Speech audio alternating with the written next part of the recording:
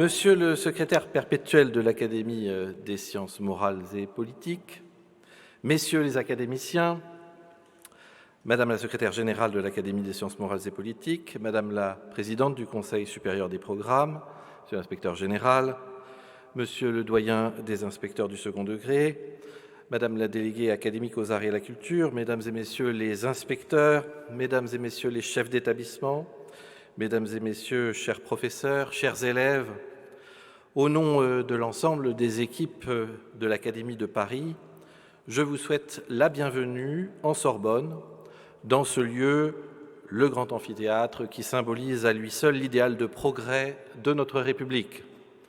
Le progrès intellectuel des penseurs que vous avez autour de vous, le progrès des ingénieurs qui ont construit cette salle avec les techniques les plus modernes à la fin du XIXe siècle, le génie des ouvriers qui interprètent des visions grâce à la virtuosité de leurs gestes, le progrès des arts, comme nous le rappelle chaque regard porté sur la merveilleuse toile de Puvis de Chavannes qui est derrière moi.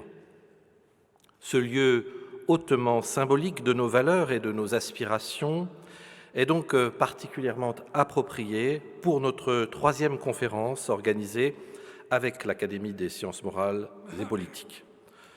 Le thème d'aujourd'hui porte sur Napoléon. En ce mois de mai 2021, nous commémorons les 200 ans de la mort de l'empereur, exilé loin de chez lui, loin de sa gloire, sur ce morceau de roche livré au hasard des tempêtes de l'Atlantique Sud, tout à la solitude de celui qui médite sur ses erreurs et sur ses succès éclatants, Sainte-Hélène. Les historiens de bonne foi, guidés par l'éthique de leur discipline, la vérité, qui résiste toujours à la complexité des hommes et à l'inventivité magnifique de la vie, cheminent depuis 2 siècles pour tracer le portrait comme en clair-obscur d'un être qui a vécu l'une des périodes les plus exaltantes et en même temps les plus mouvementées de notre histoire, la Révolution française. Dans ce temple du savoir qu'est l'amphithéâtre, le grand amphithéâtre de la Sorbonne, chassons donc les préjugés, chassons les opinions et faisons confiance à la science et à l'audace de nos historiens. La diversité de leurs approches souligne le progressisme de Bonaparte et l'autoritarisme de Napoléon. Napoléon Bonaparte est d'un bloc et il nous revient de le restituer dans le champ de contraintes qui était le sien. Si fidèlement, nous cherchons à comprendre ce caractère, cette volonté, cette obstination à être qui a su embrasser dans un seul et même élan un pays meurtri, divisé, à feu et à sang, mais au fond aspirant à la même chose, la grandeur de la France. Cette France qui, en ce crépuscule du XVIIIe siècle, ouvrit un chemin nouveau pour l'humanité, celui des droits imprescriptibles attachés à tout être humain. Nous l'apprenons aux élèves, à vous donc. L'école ne juge pas, elle ne loue pas, elle ne condamne pas. L'école observe et elle cherche à transmettre un regard éclairé sur notre histoire. Elle n'encense pas, elle enseigne, elle transmet. C'est pourquoi les programmes d'histoire accordent une place importante à Napoléon et c'est pourquoi nous nous réunissons aujourd'hui pour réfléchir et pour apprendre. L'un des devoirs les plus sacrés des vivants est de transmettre les legs du passé, non parce que les morts exerceraient une tyrannie sur les vivants, mais bien parce que les vivants doivent se prémunir contre les illusions de l'avenir. Cette fameuse figure du revenant dont nous parle Valérie. L'histoire de la France et de ses grandes figures anime le cœur de nos écoliers, parce que nous ne mettons rien de cette histoire, elle est notre âme, cette âme qui n'a pas vacillé dans les périls, cette âme qui ne s'est jamais éteinte, même quand l'esprit de renoncement l'avait emportée. En ce jour, je suis particulièrement heureux et honoré d'accueillir M. Jean Tullard en Sorbonne. Reçu premier à l'agrégation d'histoire en 1958, vous avez été successivement pensionnaire de la Fondation Thiers, chercheur au CNRS, directeur d'études à l'École pratique des hautes études, professeur à l'Université de Paris 4, puis à Sciences Po Paris. Vous êtes aujourd'hui considéré à l'unanimité comme le plus grand spécialiste de Napoléon, de la période du Consulat et de l'Empire, après à lui avoir consacré une multitude d'ouvrages fondateurs, et vous êtes président d'honneur de l'Institut qui porte son nom. Votre présence pour nous, je le redis, est un honneur et je me réjouis que vous transmettiez aujourd'hui votre savoir à nos lycéens issus des 3 académies d'Île-de-France. Votre exposé portera sur la dichotomie qui entoure Bonaparte entre légende noire et légende dorée. Victor Hugo le dépeignait d'ailleurs ainsi dans Les Orientales, « Toujours Napoléon éblouissant et sombre sur le seuil du siècle est debout ». Nous attendons donc avec impatience le tableau que vous allez nous faire de ce sfumato historique. Et je suis sûr que ces murs résonneront particulièrement à cet exposé portant sur un homme qui a été, par bien des aspects, l'un des architectes de notre système éducatif actuel. C'est sous son égide que naît une volonté d'unifier le système scolaire français, vous le savez. Ainsi, la structure des lycées, les premiers inspecteurs d'académie, les premiers inspecteurs généraux, les premiers recteurs sont nés en 1802, en 1808, sous Napoléon. L'organisation de l'université moderne, le grand maître Fontane est d'une certaine façon à la fois le premier ministre de l'Éducation et le premier recteur de Paris, sont nés sous Napoléon. L'organisation de l'université moderne, la consolidation d'un véritable corps professoral font également partie de son héritage. Un héritage qui mérite donc d'être étudié et compris dans sa complexité, tant il a d'écho sur notre quotidien encore aujourd'hui. Napoléon, le président de la République, l'a dit le 5 mai dernier, fait partie de nous. Là réside le grand mystère, la grande fascination. Il est prodigieux de constater que la volonté d'un homme peut inscrire dans l'histoire et lui donner corps 200 ans après sa disparition. C'était un homme qui portait inlassablement une certaine idée de la modernité, même s'il n'est plus exactement la nôtre aujourd'hui. Un homme qui s'est saisi des valeurs révolutionnaires et en a brandi l'étendard devant chaque frontière, devant l'Europe des obscurantismes, grondante et coalisée. S'il est resté dans les mémoires, c'est parce qu'il était de ceux qui s'emparent d'un combat que tout le monde croit perdu d'avance et le font vivre. Celui qui, vaincu, remonte sur son cheval, faisant confiance à la fidélité et au dévouement de ses hommes et à son génie.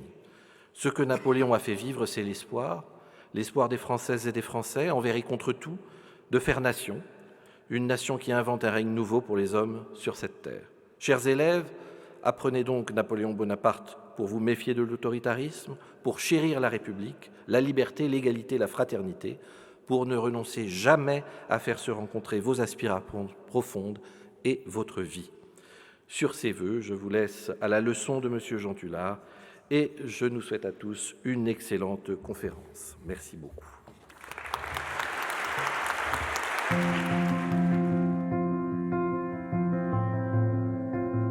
Je suis Jean-Robert Pitt, secrétaire perpétuel de l'Académie des sciences morales et politiques, et j'occupe le fauteuil du géographe dans la section Histoire et Géographie.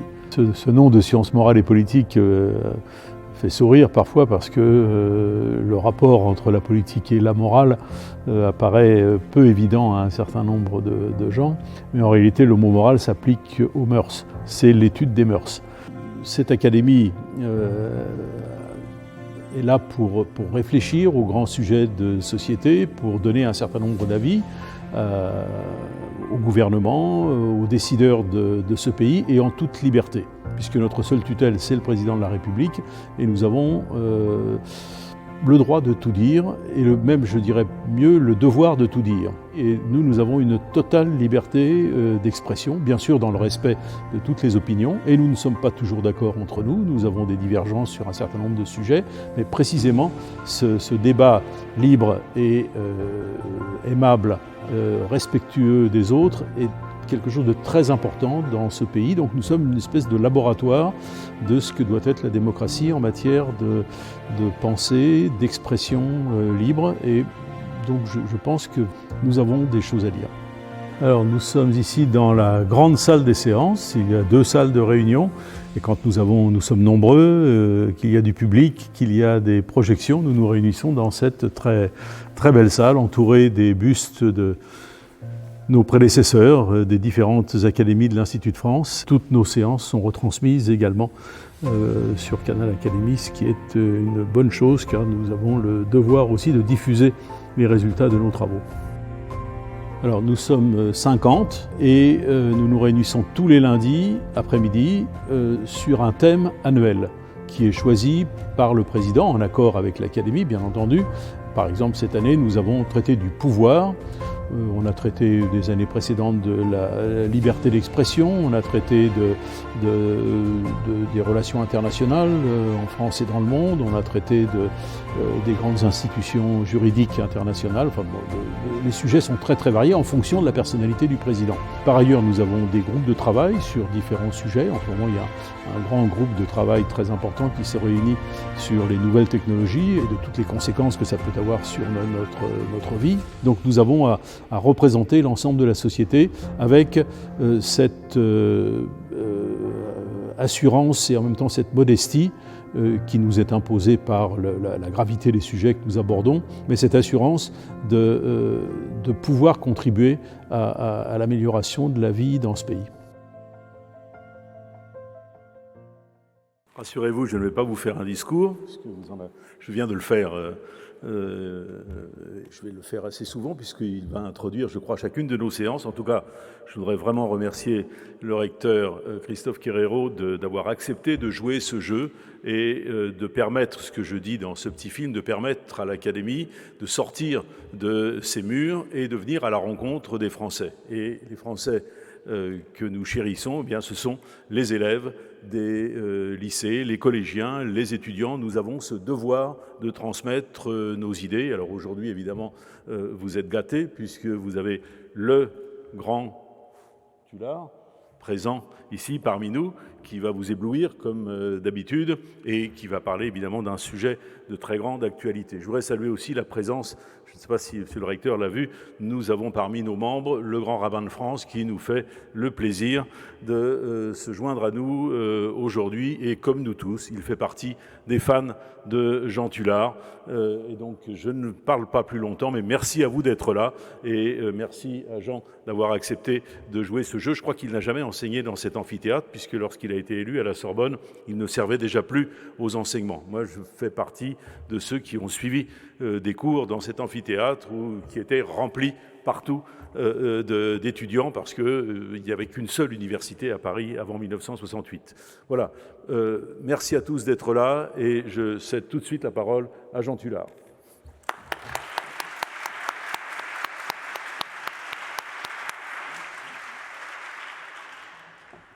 Monsieur le recteur, monsieur le secrétaire perpétuel, monsieur le grand rabbin, madame la surintendante, messieurs les inspecteurs, chers collègues, chers élèves, merci d'être venus entendre encore une fois parler de Napoléon. Il est en effet, dans notre histoire, le personnage qui fascine le plus. Il est paru plus de livres sur lui qu'il ne s'est écoulé de jours depuis sa mort. Ce n'est pas un chiffre en l'air, c'est une statistique donnée par la Bibliothèque nationale. Il a été tourné plus de 1000 films sur Napoléon. Ce n'est pas un chiffre en l'air, c'est un chiffre qui a été recensé par Hervé Dumont, conservateur de la Cinémathèque de Lausanne, et force est de constater que Napoléon a inspiré plus de films que Jésus lui-même, que Jeanne d'Arc ou que Lincoln. Au Louvre, le tableau le plus regardé après la Joconde, c'est le Sacre de Napoléon, plus exactement le couronnement de Joséphine. Et il n'est pas un peintre moderne qui n'ait été tenté par la personnalité de Napoléon, ça va de Max Ernst à Salvador Dali, et même encore aujourd'hui, un artiste, ou prétendu tel, a disposé au-dessus du tombeau de Napoléon d'une sorte de vague sculpture présentant un cheval qui aurait été le cheval de Napoléon. Qui ignore parmi vous que la symphonie héroïque s'est appelée d'abord la symphonie Bonaparte. Vous avez entendu aussi bien du Schubert, du Schumann que du Schoenberg consacré à Napoléon. Napoléon, c'est aussi un personnage d'opéra. On l'a présenté il n'y a pas longtemps sur la scène de l'opéra Guerre et paix du grand musicien russe Prokofiev. Et puis, il y a même l'opérette avec Serge Limard et je n'oublie pas aussi les groupes musicaux qui s'emparent quelquefois de Napoléon. Napoléon, c'est aussi un nombre incalculable de romans, et même le roman policier n'a pas négligé Napoléon. Vous le savez, Conan Doyle, qui est l'auteur de Sherlock Holmes, a aussi consacré un cycle au brigadier Gérard, un soldat de la Grande Armée. Et en définitive, Conan Doyle préférait de beaucoup ses livres sur le brigadier Gérard à ceux de Sherlock Holmes. Et pour mieux se consacrer au brigadier Gérard, il a fini par tuer Sherlock Holmes dans une de ses nouvelles, Le Dernier Problème.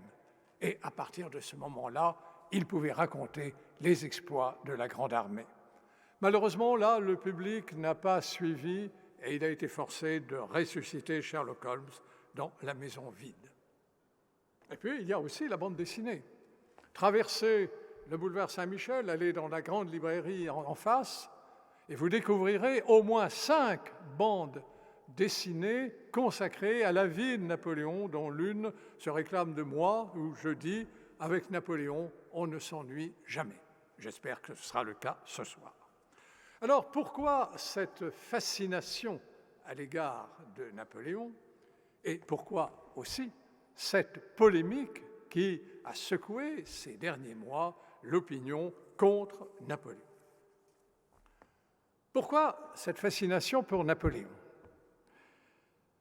Au départ, Napoléon doit tout à la Révolution française. Sans la Révolution française, il n'y aurait pas eu Napoléon. En 1789, le 14 juillet, commence une révolution dont on se demande comment elle se terminera, comme toutes les révolutions. Mais là, on est assuré d'une chose.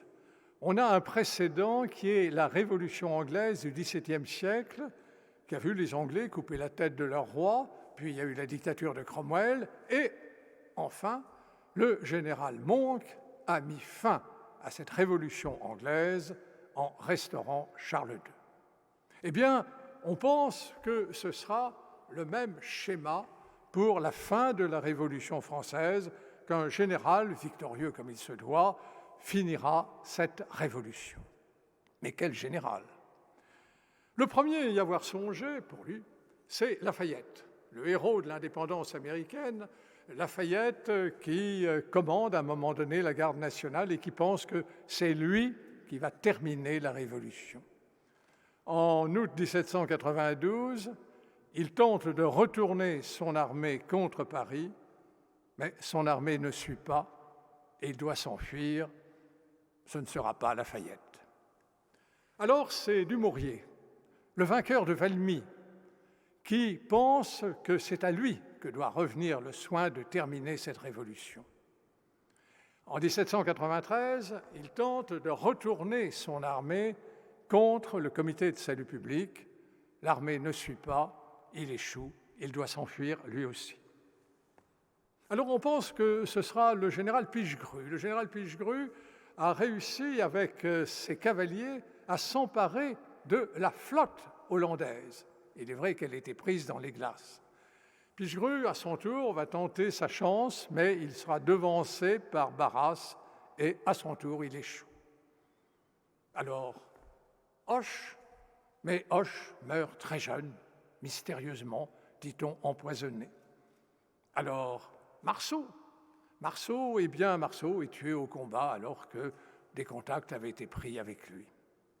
Ah, il y a un jeune général qui vient de se faire remarquer, c'est le général Bonaparte.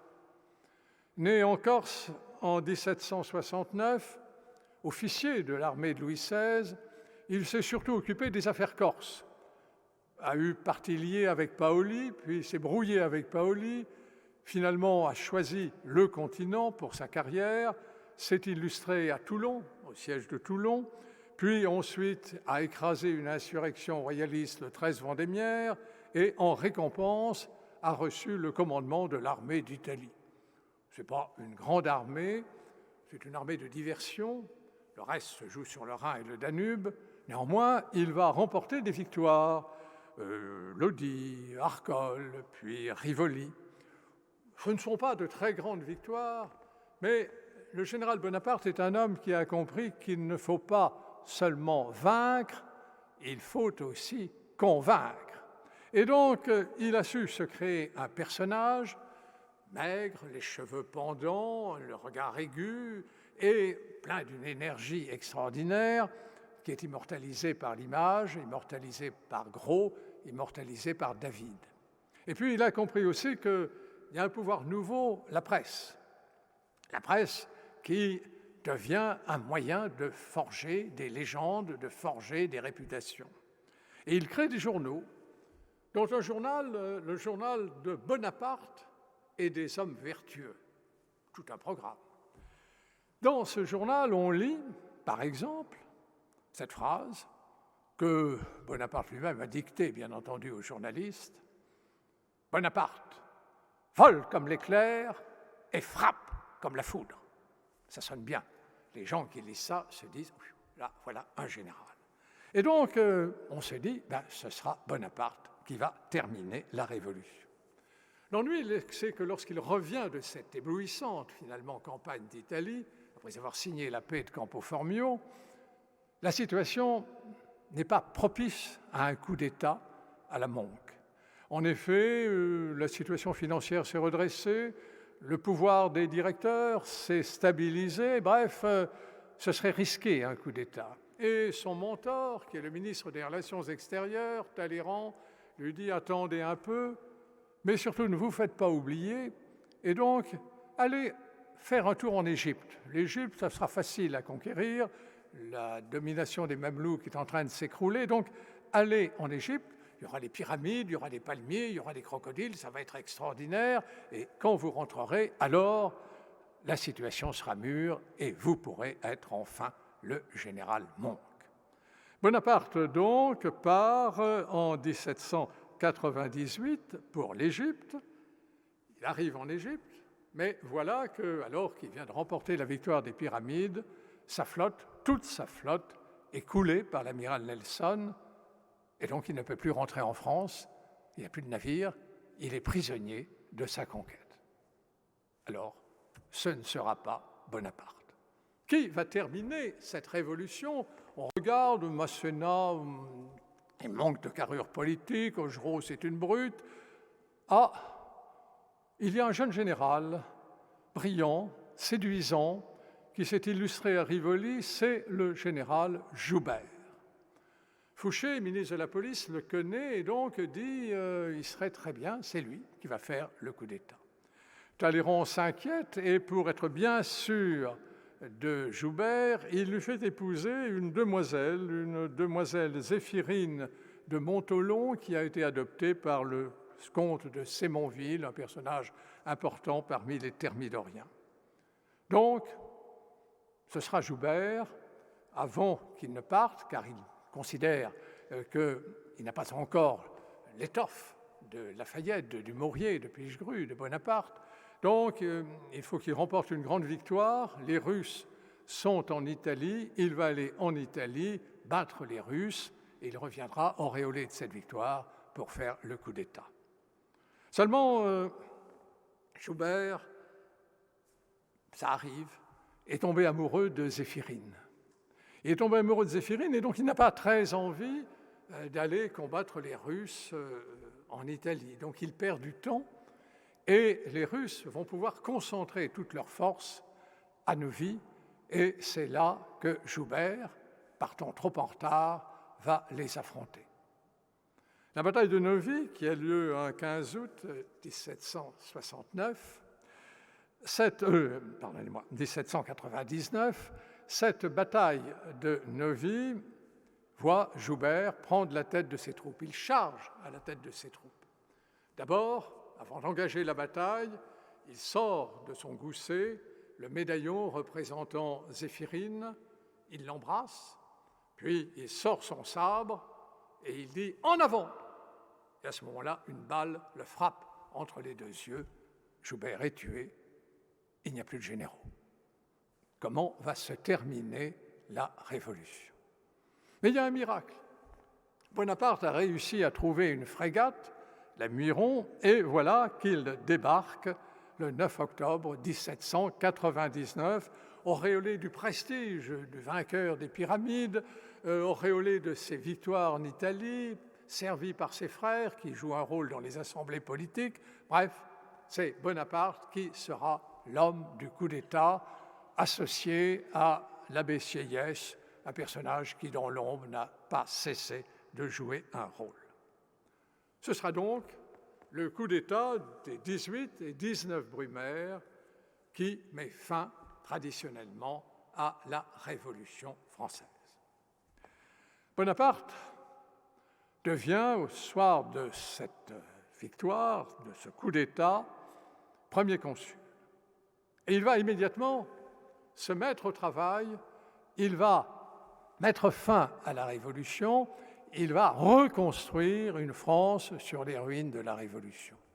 C'est la grande époque du consulat, une époque très admirée qui va servir sa légende.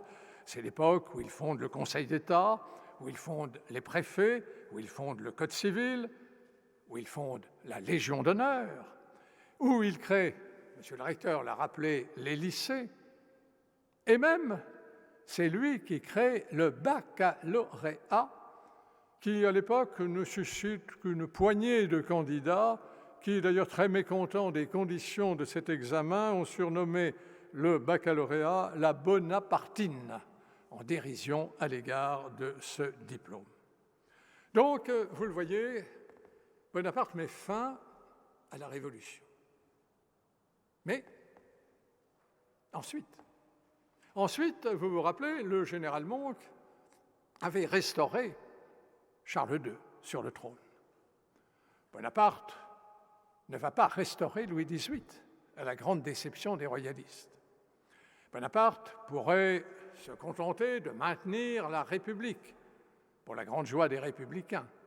Mais non, il va créer une monarchie à son profit, un empire. Il devient empereur des Français, brisant ainsi, notez-le bien, les espoirs des royalistes et les espoirs des républicains. Nous allons les retrouver dans la légende noire. Donc, Bonaparte, devenu Napoléon Ier, est sacré à Notre-Dame en présence du pape, empereur des Français. Et à partir de ce moment-là, l'image de Bonaparte, du jeune général républicain victorieux en Italie, victorieux en Égypte, ce jeune homme avec les cheveux au vent, le regard ardent, le visage émacié, laisse place à un autre personnage. Bonaparte s'efface devant Napoléon. Et c'est toujours l'image. C'est comme ça qu'on forge une légende, c'est par l'image. Et donc, Napoléon crée un autre personnage, une autre silhouette. Une silhouette avec un bicorne qui est horizontal au lieu d'être vertical, avec une redingote grise comme il se doit, avec la main dans le gilet. Et c'est un coup de maître. Désormais, quiconque mettra sa main dans le gilet, on dira Napoléon. Quiconque aura ce chapeau, ce bicorne, dira Napoléon. Et n'importe quel acteur, y compris Christian Clavier, pourra interpréter au cinéma le rôle de Napoléon. Donc voilà Napoléon qui succède désormais à Bonaparte. Je vous ai évoqué la grande œuvre du consulat, voici maintenant l'heure de la gloire militaire, car à la légende des grands masses de granit, des grands massifs que Napoléon a établis dans nos institutions, voici la gloire militaire. Campagne de 1805, avec Austerlitz, le 2 décembre 1805, où les Russes et les Autrichiens sont battus. Voici 1806, les Prussiens balayés à Iéna, puis les Russes vaincus à Eylau et à Friedland. 1809, victoire de Wagram, et finalement, Napoléon apparaît comme un vainqueur perpétuel. Et la légende s'amplifie. D'autant que Napoléon comprend, je vous l'ai dit, qu'il ne suffit pas de vaincre, il faut convaincre. Il faut faire connaître ces victoires. Et pour cela, Napoléon invente le communiqué de guerre. Après la bataille, après la victoire, Bonaparte, qui est devenu Napoléon, convoque son état-major et il dicte le récit de la bataille. Il le dicte, ce récit est pris en note, ce récit insiste sur les qualités de stratège de Napoléon, elles sont évidentes. Il insiste sur les exploits des soldats, les exploits individuels ou les exploits des régiments, et c'est comme ça que Napoléon s'attache à ces soldats. C'est pour ça que la Grande Armée et Napoléon sont soudés, parce que dans ces bulletins de la Grande Armée, eh bien, on parle d'eux. Et puis surtout, le bulletin de la Grande Armée, il va être diffusé dans toute la France, et aucune catégorie n'y échappera. D'abord, dans les lycées. Imaginez le mauvais élève qui doit passer au tableau pour parler du théorème de Pythagore. Il n'a pas la moindre idée du théorème de Pythagore. Donc il lui faut gagner du temps avant que, il n'y a pas de sonnerie à l'époque, le roulement de tambour annonce la récréation. Alors il gagne du temps. Pythagore a inventé un théorème qui est le théorème de Pythagore. Ce théorème de Pythagore, il est à court lorsqu'à ce moment-là, la porte de la classe s'ouvre, paraît le proviseur avec le bulletin de la Grande Armée, et c'est le cancre qui doit lire le bulletin de la Grande Armée et qui recueille les applaudissements des autres élèves. Comment ce cancre ne serait-il pas attaché à Napoléon? Nous sommes à la Comédie-Française, que, par le décret de Moscou, Napoléon va réorganiser plus tard, en 1812. Sur la scène de la Comédie-Française, il y a Talma. Talma qui joue Polyeucte. « Allons, mon cher Néarque, allons aux yeux des hommes !» Et à ce moment-là, il voit dans la coulisse le régisseur qui tend le bulletin de la Grande Armée. Alors il s'interrompt et il lit, plus exactement, il déclame le bulletin de la Grande Armée, ovationné par le public, puis il reprend « Allons, mon cher Néarque, allons aux yeux des hommes, briver les idoles et montrer qui nous sommes. » Nouveau tonnerre d'applaudissements, comment Talma ne serait-il pas un admirateur de Napoléon? Et puis ça gagne jusqu'aux églises.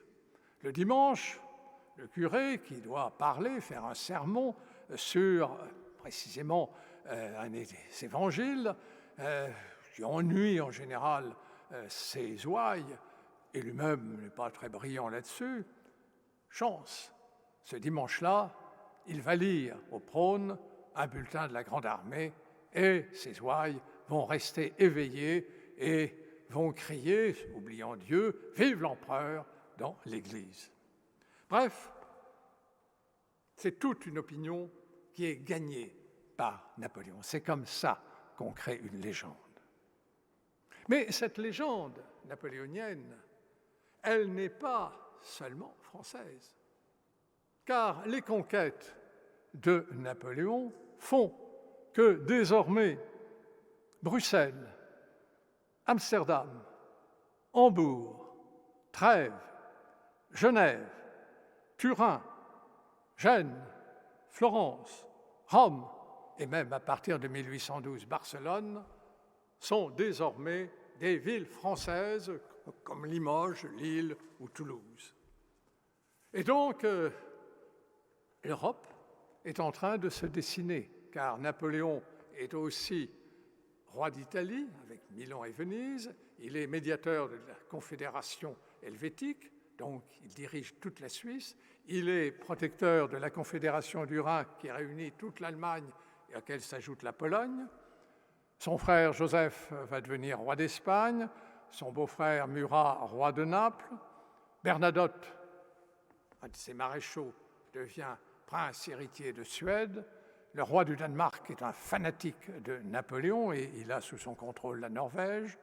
Et il n'est pas jusqu'à l'empereur d'Autriche, qui règne également sur la Hongrie, sur la Tchécoslovaquie, sur la Roumanie, il n'est pas jusqu'à l'empereur d'Autriche qui donne en mariage à Napoléon sa fille Marie-Louise.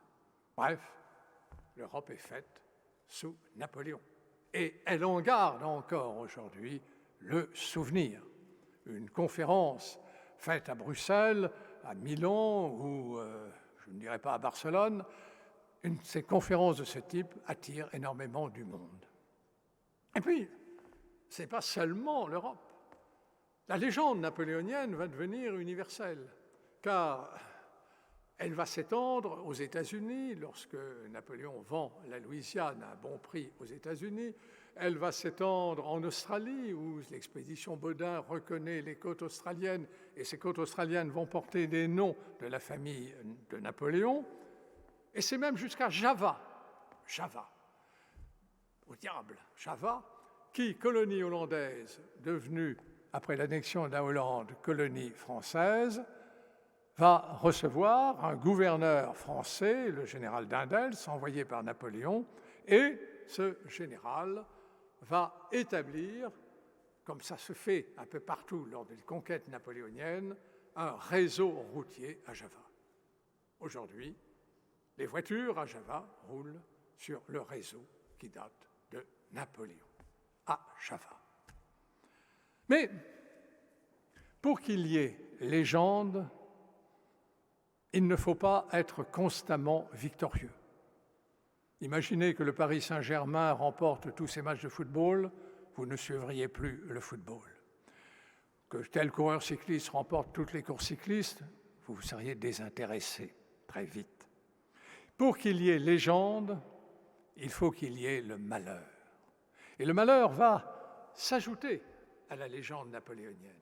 Il va s'y ajouter avec la défaite de Russie, un désastre sans précédent où une armée de 500 000 hommes est engloutie. Il va ensuite, après l'abdication de Napoléon et son retour de l'île d'Elbe, connaître la défaite de Waterloo. Waterloo qui est probablement l'une des batailles de Napoléon les plus évoquées par le film, par la poésie, par le roman, alors qu'on néglige Austerlitz, qui est pourtant une victoire éclatante. Donc, voilà le malheur. Napoléon vaincu se retrouve exilé, prisonnier des Anglais, sur un îlot rocheux de l'Atlantique, très loin de l'Europe, séparé de sa femme et de son fils, dans une baraque battue par les vents et les pluies, alors qu'il a couché aux Tuileries, il a couché au Kremlin, il a couché à l'Escorial, il a couché à Schönbrunn, il a couché à Potsdam, bien le voilà à Longwood, dans une maison misérable. Le contraste est considérable. Et c'est de là que va naître véritablement la légende de Napoléon. Car dans l'entourage de Napoléon, il y a un chambellan qui l'a accompagné, qui s'appelle Lascaz, qui prend des notes, et alors que Napoléon meurt en 1821, nous célébrons le bicentenaire de cette mort à Sainte-Hélène, dont l'indifférence, ce n'est plus un événement, c'est une nouvelle, aurait dit Talleyrand, eh bien, Lascaz va publier un livre sur précisément cette captivité de Napoléon. Ce sera en 1823 le mémorial de Sainte-Hélène. Le mémorial de Sainte-Hélène répond à 3 objectifs. D'une part, décrire les conditions jugées inadmissibles de la captivité de Napoléon et montrer sa grandeur dans le malheur. Napoléon devient Prométhée enchaîné sur son rocher. Et puis, le mémorial rappelle les victoires de Napoléon. Nous sommes en 1823, qui règne en France Louis XVIII, un roi podagre qui ne combat pas. La Restauration n'aura comme simple victoire qu'une victoire misérable, le Trocadéro, aujourd'hui immortalisé par une esplanade. Enfin, 3e objectif de Lascaz, faire de Napoléon l'héritier de la Révolution, le héros des libertés et des nations. En réalité, c'est forcer la note. Il est évident qu'il n'y avait pas de liberté sous Napoléon. Il est évident que, nous allons y revenir, la nation a été écrasée sous Napoléon. Mais Cela devient plus convaincant quand il se trouve que Napoléon est retenu à Sainte-Hélène et prisonnier de la Sainte Alliance, celle qui, précisément dans ces années 1820, est en train d'écraser les mouvements nationaux et les mouvements libéraux qui secouent l'Europe. Alors, il ne reste plus à Bonaparte, Napoléon, que d'en confisquer la tête. Les romantiques, Victor Hugo, Dumas, Stendhal, Nerval, Musset, Vigny, vont lire le mémorial. Ils vont le lire, ils vont l'admirer, et c'est eux qui vont créer ce qu'on peut appeler la légende hélénienne. Une légende des enfants du siècle qui fait que, lorsqu'on parle du siècle de Louis XIV, on dit Racine, Molière, La Fontaine. Lorsqu'on parle du siècle de Napoléon, on dit Hugo, Dumas, Balzac. Et puis, ce sera le moment le plus fort, résultat de du courant romantique, le moment le plus fort de cette légende, le retour des cendres en 1840, avec précisément désormais le tombeau de Napoléon que vous pouvez aller voir aux Invalides. Ainsi, naît et se forme et s'impose une légende napoléonienne. Elle est mêlée à la gloire, aux masses de granit, au malheur, bref, tous les ingrédients sont réunis et je devrais y ajouter les figures féminines, Joséphine et d'autres, Marie Walewska, qui font partie également de cette légende. Alors, pourquoi aujourd'hui cette contestation assez virulente? Pourquoi ce refus de commémorer ou de célébrer Napoléon pour le bicentenaire de sa mort?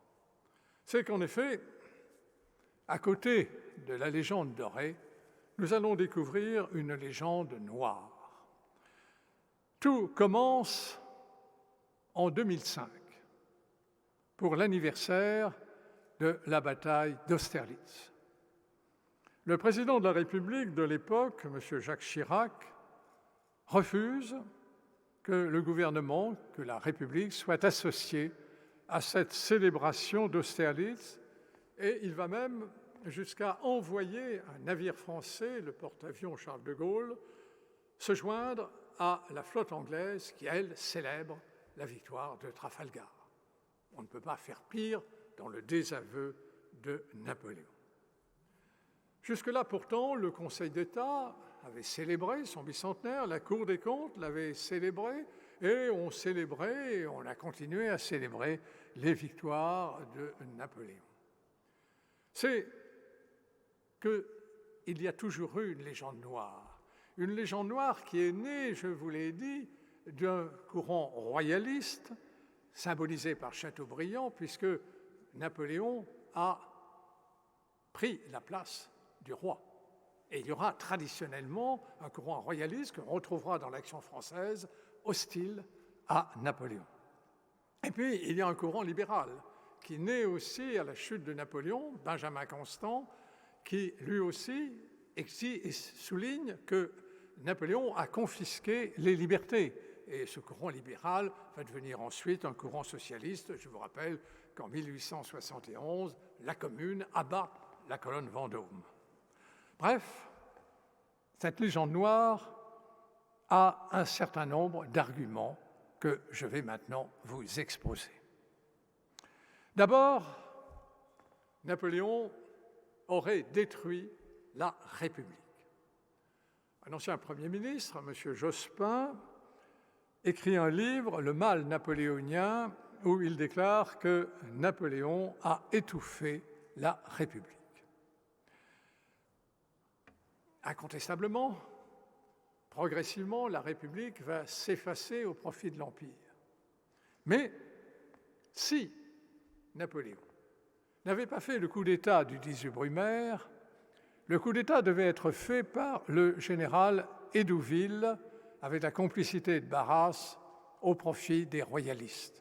Et donc, aurait été restauré en 1799, Louis XVIII Un Louis XVIII qui venait de lancer la proclamation de Vérone, où il annonçait que dès qu'il serait monté sur le trône, ce serait un retour pur et simple à l'Ancien Régime, à la monarchie absolue, aux privilèges, à la remise en cause de la vente des biens nationaux, à la renaissance de la féodalité et pourquoi pas du servage.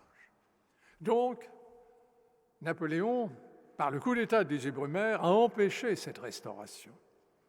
Et lorsque Talleyrand restaure enfin Louis XVIII en 1814, Louis XVIII doit accepter d'être un monarque constitutionnel, doit accepter la fin des privilèges, doit accepter la destruction de la féodalité.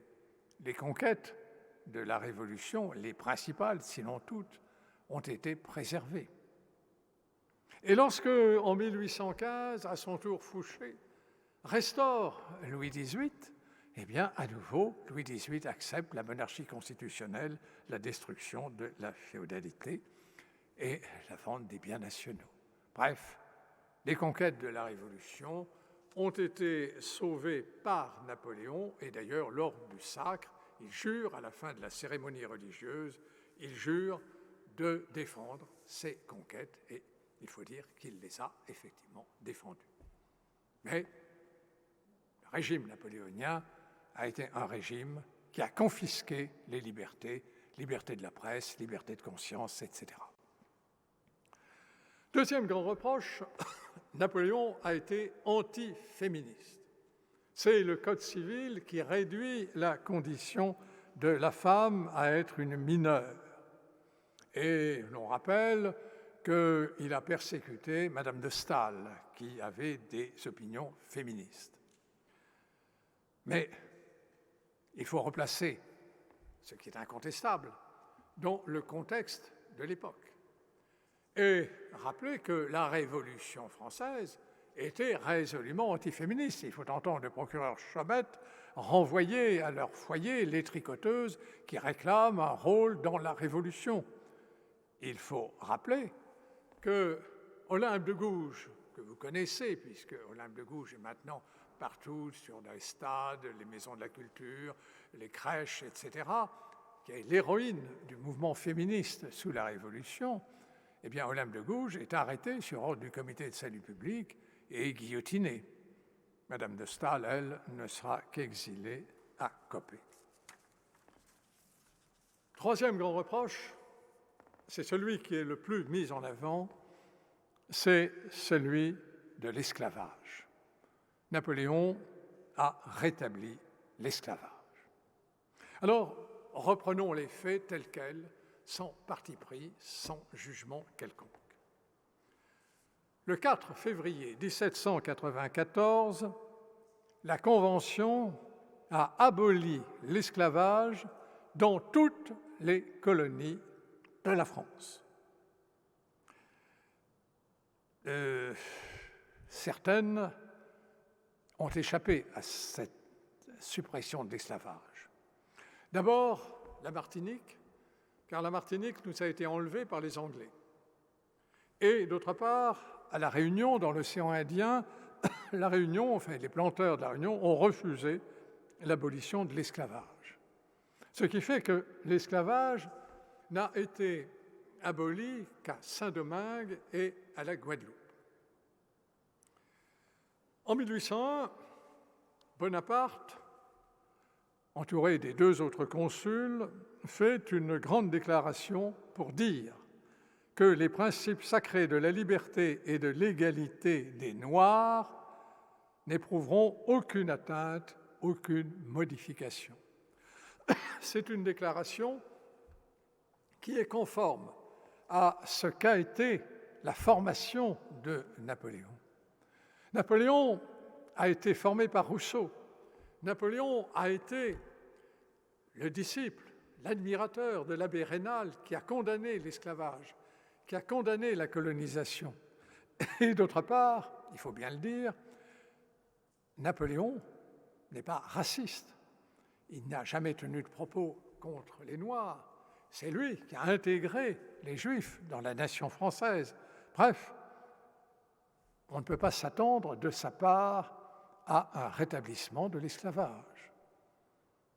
Seulement, à la paix d'Amiens, en 1802, on nous restitue, les Anglais nous restituent la Martinique. Alors à la Martinique, évidemment, l'esclavage a été maintenu, tandis qu'il ne l'est pas à la Guadeloupe et à Saint-Domingue. Alors que faire? Bonaparte pense à un senatus consulte qui admettrait que d'un côté, il y ait des colonies avec des esclaves et de l'autre, des colonies sans esclaves. Avec, il ajoute une nuance, progressivement l'extinction de l'esclavage par le travail forcé, ce qui d'ailleurs a été le cas aussi bien à la Guadeloupe qu'à Saint-Domingue, où l'esclavage a été aboli, mais où, par exemple, à Saint-Domingue, Toussaint Louverture, qui aurait eu des esclaves, a imposé le travail forcé lorsqu'il est devenu le chef de Saint-Domingue. Donc, deux statuts différents. On en débat au tribunat, c'est d'accord. On en débat au corps législatif, c'est d'accord. Mais lorsqu'on arrive devant le Sénat, gardien de la Constitution, qui joue le rôle de notre Conseil constitutionnel aujourd'hui, le Sénat déclare qu'il n'est pas possible qu'il y ait deux statuts dans les colonies. Et donc, il retoque le projet de Napoléon. Alors, finalement, ce sera le décret du 20 mai 1802, celui qui est dénoncé comme rétablissant l'esclavage dans nos colonies. Alors prenons ce texte, cette loi du 20 mai 1802. Article 1er, il est dit « Dans les colonies restituées à la France, c'est-à-dire la Martinique et Sainte-Lucie, l'esclavage est maintenu et le statut des Noirs restera le même que dans le Code noir, le fameux Code noir dénoncé. » Donc, maintien de l'esclavage en Martinique. Article 2, il en ira de même dans les autres colonies au-delà du cap de Bonne-Espérance, c'est-à-dire la Réunion. La Réunion où l'esclavage avait, je vous le rappelle, été également maintenu par les colons qui avaient refusé d'appliquer le décret de la Convention. Article 3, la traite des Noirs est reconnue partout où il y a esclavage. La traite des Noirs ne sera supprimée par Napoléon qu'en 1815. Article 4, le régime des colonies est soumis pendant 10 ans au règlement que prendra le gouvernement. Donc, vous le voyez, la loi du 20 mai 1802 ne rétablit pas l'esclavage, elle le maintient là où il était. Seulement, il faut continuer. À la Guadeloupe, on envoie le général Richepense pour remettre de l'ordre. Et le général Richepense est une brute. C'est quelqu'un qui ne transige pas et qui, face à un mouvement anarchique qui s'est un peu développé à la Guadeloupe, va réprimer sévèrement, avec une cruauté épouvantable, les insurrections des anciens esclaves. Et le 16 juillet 1802, de sa propre autorité, il rétablit l'esclavage à la Guadeloupe. Il le paiera très cher, car le général Richepense, qui s'était illustré à la bataille de Wellington, qui est un très bon général de la Révolution, et qui avait sa rue à Paris, va la perdre. Le conseil municipal, probablement à juste titre, va supprimer la rue Richepense pour lui substituer la rue Chevalier de Saint-Georges, un grand musicien noir. À Saint-Domingue, où avait régné Toussaint Louverture, après la proclamation de l'abolition de l'esclavage, arrive le général Leclerc. Et les rapports entre le général Leclerc, qui est envoyé par Bonaparte pour, là aussi, rétablir l'ordre, introduire les lois à Saint-Domingue, le général Leclerc se heurte à Toussaint Louverture, c'est la guerre, une guerre où finalement Toussaint Louverture sera battu, capturé, finira misérablement dans une forteresse du Doubs, mais la résistance est si forte que Leclerc, victime de la fièvre jaune, meurt et que son successeur Rochambeau va continuer la guerre sans qu'il y ait rétablissement de l'esclavage. Simplement, nous avons une lettre de Rochambeau du 14 avril 1803. Il dit « l'esclavage devrait être rétabli », mais il ne le fait pas, à l'inverse de Richeprance. Donc, vous voyez, eh bien, la situation est très particulière. Ce n'est pas aussi simple qu'on le décrit parfois. Et si nous replaçons cet événement dans son contexte, je vous rappelle que l'esclavage est partout, que les Anglais ne l'ont pas aboli à la Martinique, que les Russes ont le servage, que les Hollandais, dans leur colonie, Java, ont des esclaves, que, pardonnez-moi, que l'esclavage est dans les États barbaresques, avec des esclaves chrétiens, que l'esclavage est en Afrique. Bref, partout, il y a des esclaves. Et simplement, c'est l'honneur de la France d'avoir protesté et abolir l'esclavage, et c'est l'honneur de l'abbé Grégoire de s'être élevé contre l'esclavage et de continuer à s'élever contre l'esclavage en 1802-1803. Nous le paierons très cher, car l'abbé Grégoire, excusez-moi, c'est l'émotion qui m'étreint, l'abbé Grégoire est membre à l'Institut de la classe des sciences morales et politiques. Et cette attitude de l'abbé Grégoire, ainsi que celle de ses confrères qui sont hostiles au concordat, au point qu'il y a même un membre de notre académie qui jure que Dieu n'existe pas. Je jure que Dieu n'existe pas. Bref, tout cela irrite Bonaparte, qui réorganise l'Institut en supprimant la classe des sciences morales et politiques. Elle ne sera rétablie qu'en 1832, et donc dans la hiérarchie des académies, l'Académie des sciences morales et politiques arrive toujours en dernier. Ah, l'abbé Grégoire. Quatrième grand reproche, Napoléon n'a cessé de faire la guerre. C'est un seigneur de la guerre, c'est un homme qui est constamment en guerre. Là encore, il faut nuancer. Il faut nuancer parce que, en 1805, cette fameuse campagne avec Austerlitz, qui déclare la guerre? C'est l'Autriche. En 1806, la fameuse campagne d'Allemagne avec Jena, qui déclare la guerre? C'est la Prusse. En 1809, la fameuse campagne d'Autriche avec Wagram, qui déclare la guerre? C'est l'Autriche. En 1812, Napoléon attaque la Russie. Mais c'est la riposte aux concentrations de troupes qu'avait fait le tsar l'année précédente autour du duché de Varsovie, car le tsar craignait que Napoléon ne ressuscite le royaume de Pologne. Et donc, c'est une réplique. Reste la faute grave, c'est la guerre d'Espagne. En effet, en 1808, en avril 1808, Napoléon grisé, il a gagné partout, il est vainqueur partout, il n'y a aucune résistance ne s'oppose à lui en France ou dans les autres États. Grisé, il décide tout à coup de remplacer la dynastie des Bourbons d'Espagne par son frère aîné, Joseph. D'un trait de plume, sans consultation, de lui-même, sans motif même valable, sauf le fait que l'Espagne n'est pas une alliée très fidèle. Mais faire régner par un frère aîné l'Espagne, c'est incontestablement une décision prise individuellement sans motif. Le résultat, c'est que l'Espagne va se soulever contre Napoléon, qu'il va y avoir un mouvement national qui va enclencher une guerre épouvantable, une guerre de guérilla, comme à Saint-Domingue, avec des atrocités de part et d'autre.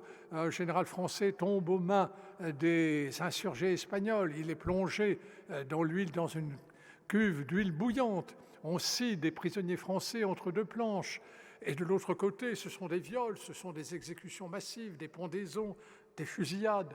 Bref, cette guerre d'Espagne que va immortaliser Goya dans les désastres de la guerre, c'est une atrocité dont Napoléon porte la responsabilité.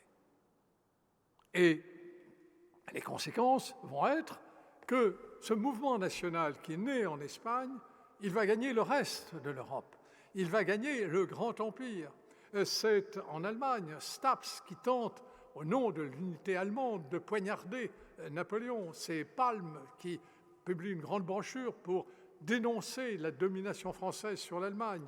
En Italie, c'est Leopardi qui proteste contre l'abus de l'usage de la langue française et dit que la langue italienne est bien supérieure à la langue française. C'est en Belgique, c'est en Hollande, partout, que le sentiment national, qui avait été un peu oublié, renaît. Napoléon a oublié le grand principe de la Révolution, le droit des peuples à disposer d'eux-mêmes. Et il va le payer très cher, car c'est de l'affaire d'Espagne que va partir l'écroulement progressif du Grand Empire, de cette Europe napoléonienne qui était pourtant si magnifique. Mais à la légende noire s'ajoutent toujours des relents de légendes dorées. Ce n'est rien de très simple, car n'oublions pas quand même que lorsque Napoléon envahit l'Espagne, il apporte les idées de la Révolution. L'Espagne est gouvernée par une monarchie absolue vermoulue, l'économie espagnole est en désastre complet et il y a l'Inquisition qui règne, qui est l'intolérance religieuse. Or ça, Napoléon l'abat. Il ferme l'Inquisition, il ferme les couvents, il exige une monarchie beaucoup plus libérale que n'était la monarchie absolue des Bourbons. Bref, il va rencontrer des adhérents, il va rencontrer des Espagnols qui sont convaincus de l'utilité de cette intervention française. Ce sont ceux que l'on appellera les afrancesados, comme le grand poète Moratin, ou comme Goya lui-même, qui, lorsque Joseph Ier devra quitter l'Espagne vaincue par l'insurrection, Goya devra quitter aussi l'Espagne et se réfugier à Bordeaux. Alors, vous le voyez, c'est jamais très simple. La figure de Napoléon, elle est partagée entre une légende dorée et une légende noire qui s'en mêlent quelquefois. Et je devine maintenant la question que vous allez me poser pour conclure. Et vous-même, que pensez-vous de Napoléon? L'historien, chers élèves, et futurs peut-être historiens parmi vous, l'historien ne juge pas. Il porte sur son sujet un regard froid. Ce n'est pas un historiographe comme les Racine pour Louis XIV. Lui, il se contente d'examiner les documents, de les critiquer au besoin, d'exposer les faits et de les remettre dans le contexte de l'époque, ce qu'on oublie parfois. C'est aux philosophes, à Bossuet, à Hegel, à Marx, à Spengler, de dégager un sens à cette histoire. Et c'est aux moralistes ou aux politiques d'en tirer des conclusions. L'historien se contente d'exposer, c'est ce que j'ai fait aujourd'hui. Vous avez maintenant la parole, vous pourrez pencher pour la légende dorée, pour la légende noire. En tout cas, vous aurez eu affaire dans cette conférence à un homme de génie, avec ses faiblesses et ses contradictions, mais aussi ses victoires. Merci de m'avoir prêté attention. Vous avez maintenant la parole.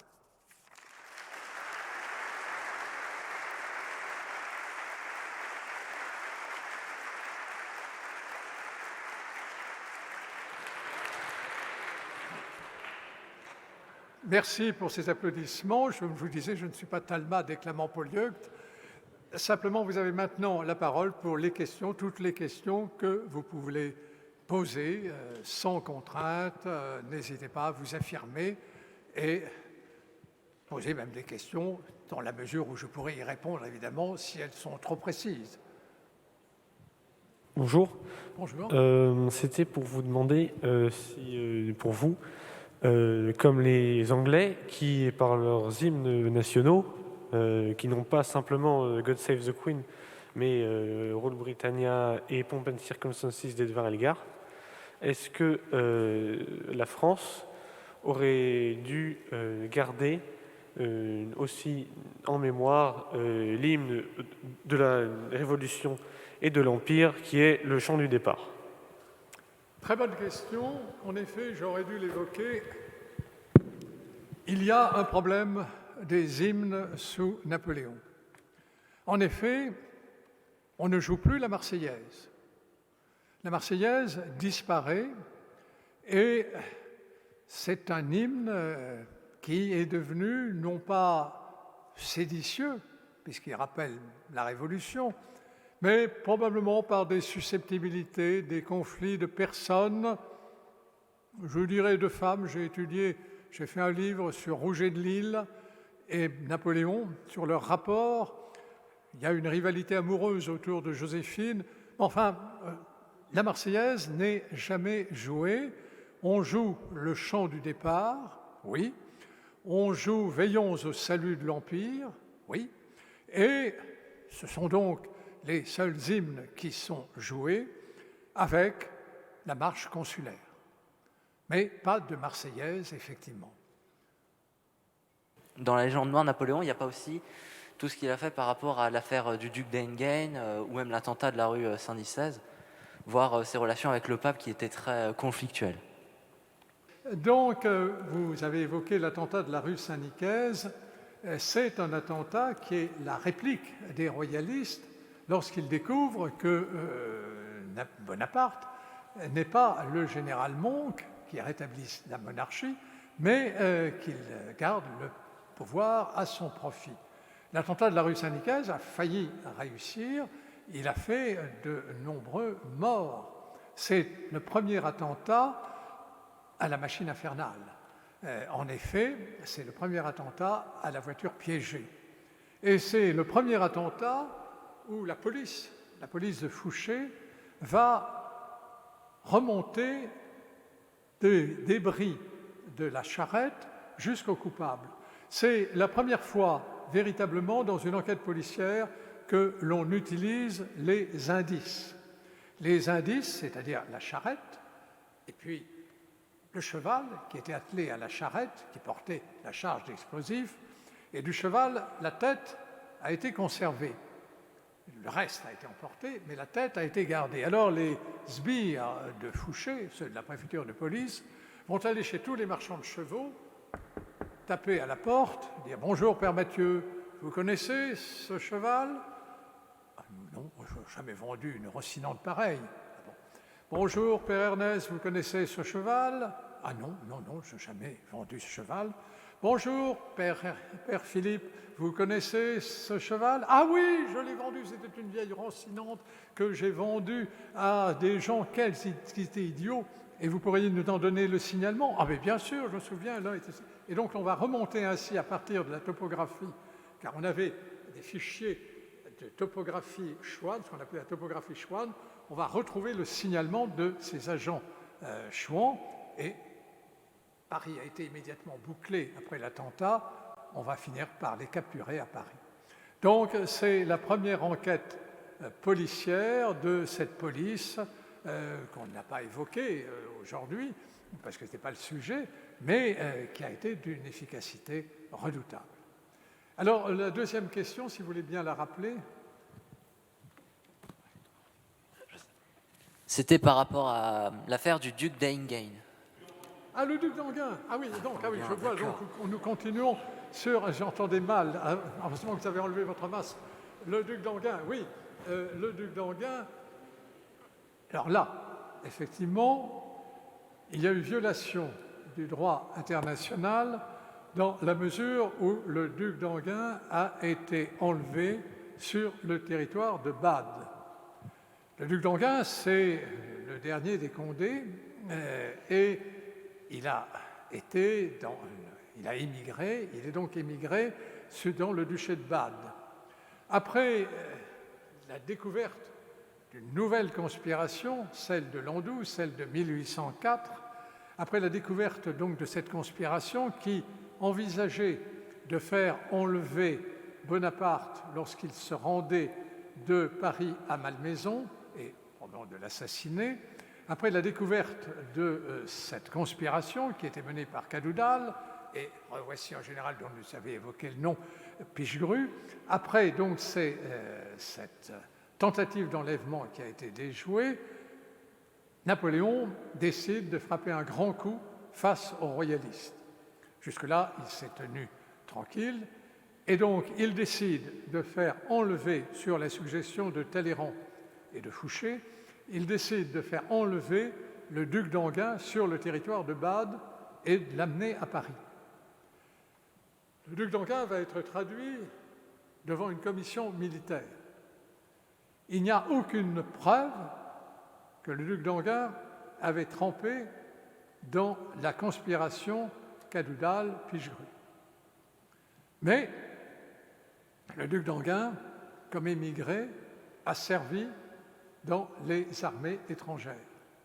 Et tout émigré ayant servi dans les armées étrangères, c'est une loi de la Révolution, doit être passé par les armes.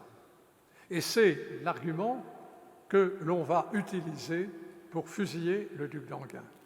L'exécution du duc d'Enghien, c'est la réplique à la tentative Pichegru-Cadoudal d'assassiner Napoléon sur la route de Malmaison. Et là, vous voyez le côté corse de Napoléon, c'est de la vendetta. Mais il n'en reste pas moins que l'exécution du duc d'Enghien sera reprochée effectivement à Napoléon, d'abord par Chateaubriand évidemment, et par toute la légende noire d'inspiration royaliste. Incontestablement, c'est une faute et que Napoléon regrettera. Il regrettera à Sainte-Hélène, dans le mémorial, il semble qu'il ait eu la main forcée par Talleyrand et par Fouché, qui craignaient l'un et l'autre, ce sont les âmes damnées de la période, qui craignaient l'un et l'autre le retour de la monarchie. L'un était un évêque apostat qui avait joué un rôle au début de la Révolution, et l'autre, Fouché, était régicide. L'exécution du duc d'Enghien mettait fin à tout espoir de voir Bonaparte se transformer en général Monk. Bonjour. Bonjour. Sans avoir eu un rôle particulièrement reconnu dans la Révolution française, les femmes avaient tout de même un rôle. Pourquoi Napoléon a-t-il pris la décision de les rendre éternellement mineurs? Pourquoi? Effectivement, je ne sais pas dans le secret de Napoléon, incontestablement, il y a chez Napoléon un côté assez antiféministe. C'est un général, c'est un militaire qui donc ne se laisse pas très séduire facilement par les femmes. Il a des maîtresses, mais ce sont des maîtresses qu'il laisse ensuite à l'abandon. Et finalement, même avec Marie Walewska, lorsqu'elle vient le rejoindre à l'île d'Elbe, il lui fait comprendre qu'il faut repartir. Donc, Napoléon, oui, a laissé à la femme son statut de mineure. C'était dans le contexte de l'époque. Les femmes avaient pourtant, vous avez raison, joué un rôle dans la Révolution. Certaines s'étaient illustrées, notamment lors de la prise des Tuileries le 10 août, oui, mais Napoléon, dans le contexte de l'époque, considère que c'est à l'homme de diriger les affaires de la famille, d'être le chef de famille. Il y a peut-être là aussi, en dehors d'une, je ne conteste pas une certaine misogynie, il y a indiscutablement la volonté d'ordre. Il faut éviter les querelles familiales, et donc c'est le chef de famille qui tranche. Avec une injustice, dans les problèmes d'adultère, il s'en tire mieux que l'épouse. Bonjour. Bonjour. Alors, il me semble que Napoléon ait été représenté comme victime durant son exil à Sainte-Hélène, notamment dans le mémorial de Sainte-Hélène. Mais donc ma question c'était, est-ce que l'on sait si les conditions étaient vraiment si difficiles qu'on pourrait les décrire pour le présenter comme une sorte de martyr, ou alors si vraiment elles ont été exagérées pour accentuer sa légende après sa mort? Merci pour cette question. Effectivement, Napoléon, à Sainte-Hélène, exilé par les Anglais, s'en tire très bien, pour une raison fort simple. C'est que lorsqu'il est revenu de l'île d'Elbe, au Congrès de Vienne, où sont toutes les nations européennes, il a été décidé de mettre Napoléon hors la loi. Donc il est hors la loi. Ce qui signifie que dès qu'il tombe entre les mains de ses ennemis, il peut être exécuté sans qu'il y ait besoin de le juger. C'est ce qui était arrivé à Robespierre, qui avait été mis hors la loi par la Convention, le 9 Thermidor, et qui donc passe simplement devant le tribunal révolutionnaire pour une reconnaissance d'identité et immédiatement guillotiné. Donc le sort de Napoléon, à partir du moment où il se rend aux Anglais, aurait pu être qu'il soit fusillé, qu'il soit pendu, qu'il soit jeté dans un cachot. Les Anglais ne l'ont pas fait. Les Anglais ne l'ont pas fait. Ils ont même autorisé Napoléon à partir en exil avec une partie de sa vaisselle, avec une petite cour de 4 personnes, dont 2 généraux et dont un chambellan, Lascazes, et il a également des serviteurs. Et à Longwood, il va avoir donc ses soirées avec sa petite cour, ses 4 personnes, et il aura un cuisinier, il aura le Mamelouk Ali qui monte la garde auprès de lui, et par conséquent, on ne peut pas dire que Sainte-Hélène, ça soit Buchenwald. Ils s'en foutent beaucoup.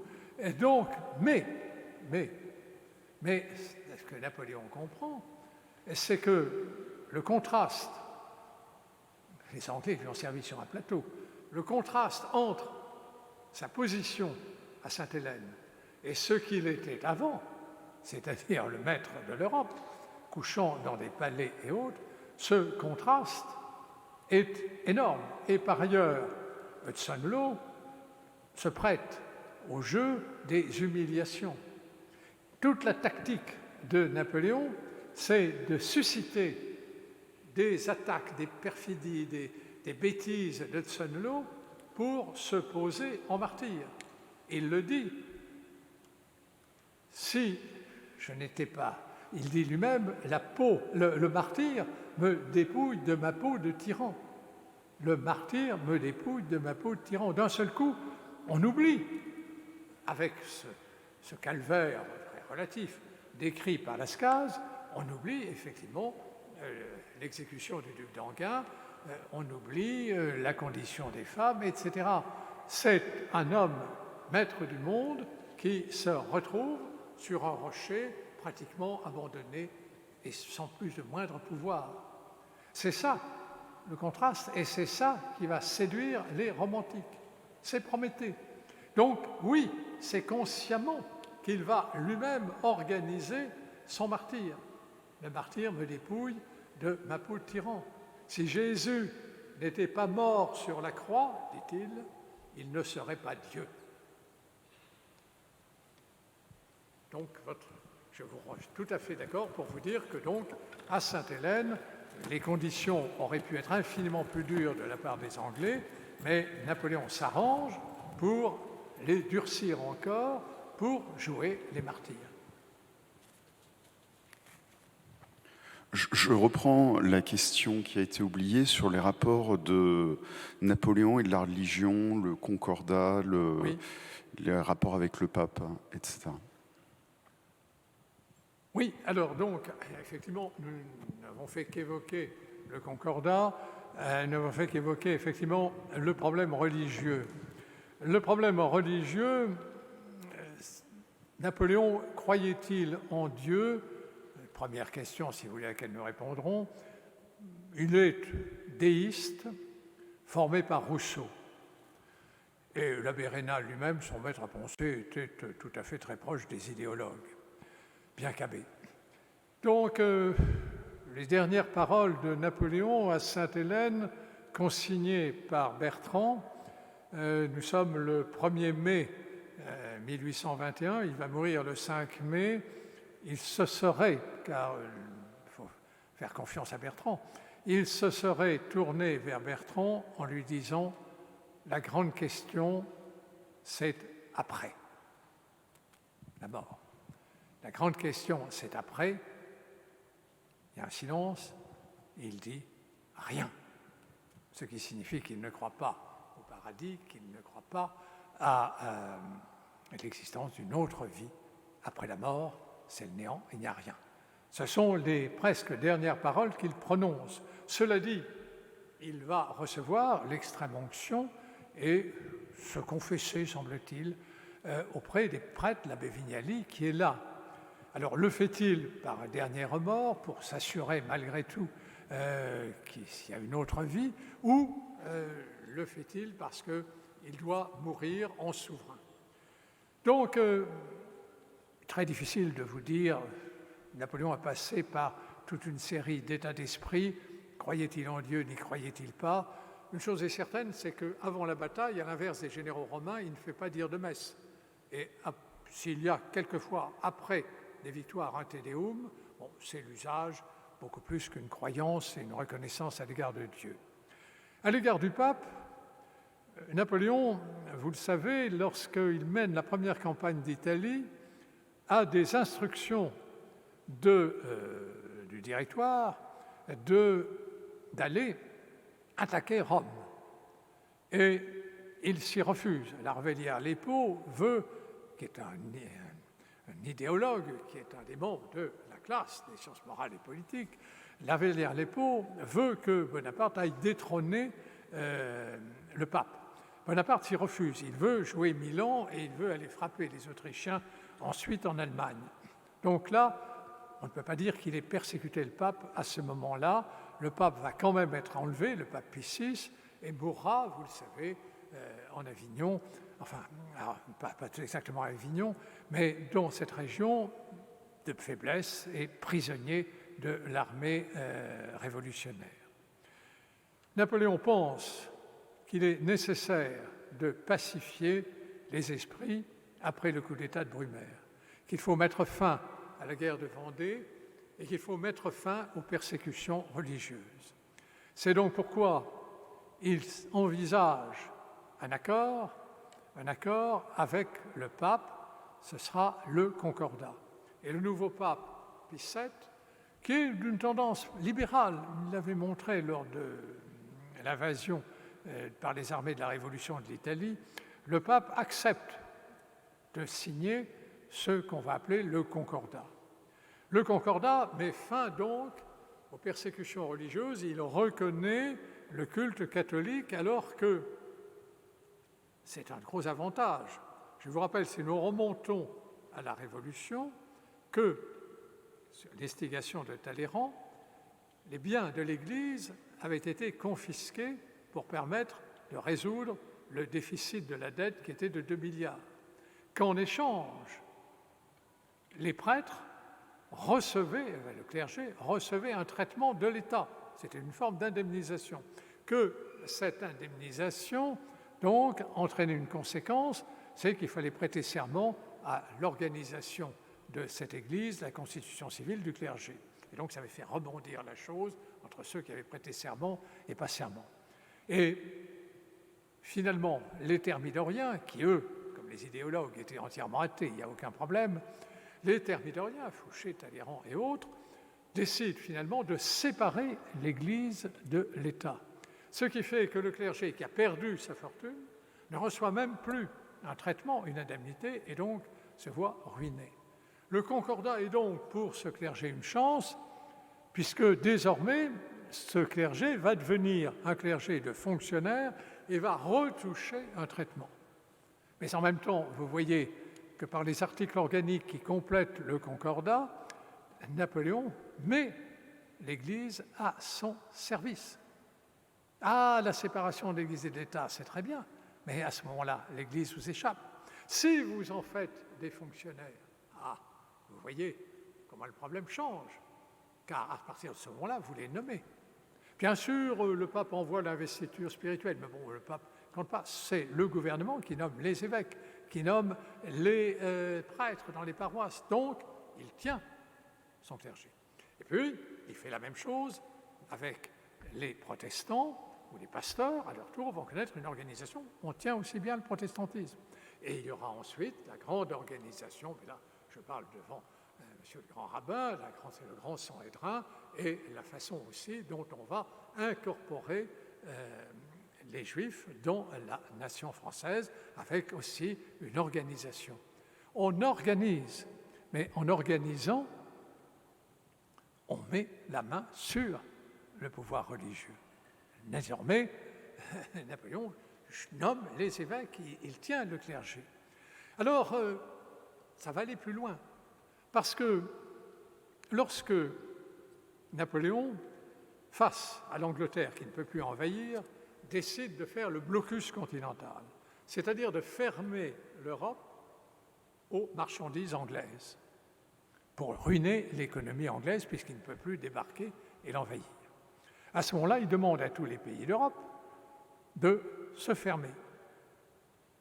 Le pape, qui a des États pontificaux, le pape refuse de fermer ses États au commerce anglais. Vous me direz que les Anglais sont anglicans, alors que Napoléon est catholique. Bon, enfin, le pape refuse de prendre parti dans cette guerre qui oppose l'Angleterre à la France. Et c'est à ce moment-là que Napoléon décide d'envahir les États du pape, de faire prisonnier le pape et de l'envoyer en captivité à Savone. Je rappelle qu'à ce moment-là, il est excommunié. Le pape l'excommunie, mais ça va très vite s'oublier. Simplement, ne pensez pas que, même si l'opinion ne réagit pas face à quand même cette arrestation du pape, cet internement du pape à Savone, l'opinion ne réagit pas exagérément. Il y a quand même des jeunes gens qui n'admettent pas cette captivité du pape, qui n'admettent pas cette intolérance politique à l'égard de la religion.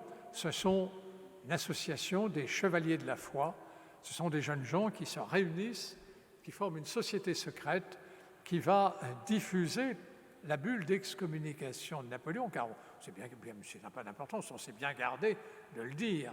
Et donc, ce sont ces jeunes gens qui vont jouer un rôle dans la chute de l'Empire, mêlé à la conspiration du général Mallet, et qui ensuite, lorsque, sous la deuxième restauration, Talleyrand et Fouché formeront un ministère, ce sont ces jeunes gens qui vont, au moment du vote, vont jouer contre ce ministère Talleyrand-Fouché, mener une propagande et finalement faire élire, sous la deuxième restauration, la fameuse Chambre ultra.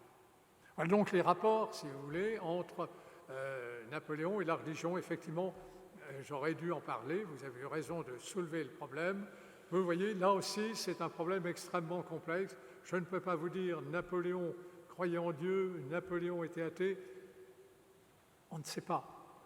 Vous savez, il y a un film que je cite souvent, que je vous recommande, c'est Citizen Kane. Citizen Kane, c'est un film d'Orson Welles où un grand magnat de la presse meurt en disant ces mots « Rosebud », bouton de rose. Et donc, on se demande qu'est-ce qu'il a voulu dire. Et il y a un journaliste qui mène l'enquête. Il arrive à Xanadu, le château de Kane, et à l'entrée, il y a un autre espacing, défense d'entrée. Il force la grille, il entre, et à la fin du film, il n'aura pas trouvé la solution. Il ne saura pas ce que veut dire Rosebud. Et l'on voit simplement la grille se fermer sur le mot « no trespassing ».